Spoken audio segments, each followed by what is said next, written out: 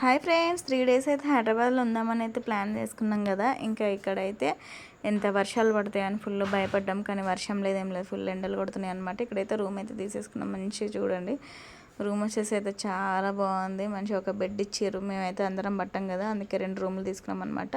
మా మరిది, చెల్లి, అలాగే మేము అందరం ఫ్యామిలీ అందరం కలిసి వచ్చినాం కదా. మంచిగా టీవీ కూడా ఉంది, ఇక ఏసీ, మంచిగా అన్నీ అయితే ఉన్నాయి. మంచిగా అవైలబిలిటీ కూడా అన్నీ బాగానే ఉన్నాయి.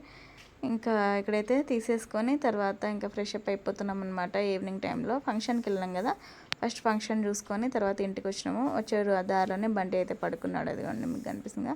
మంచిగా మనకు ఫోన్ కూడా ఇచ్చారు, టెలిఫోన్. ఎప్పుడో చిన్నప్పుడు చూసినా. ఇక్కడ రూమ్స్కి వస్తే తప్ప మళ్ళీ మనం ఎక్కడ చూడము ఈ టెలిఫోన్స్ని. అయితే మంచిగా అనిపించింది. బండి లేచిన తర్వాత వాటితో అయితే ఆడుకున్నాడు.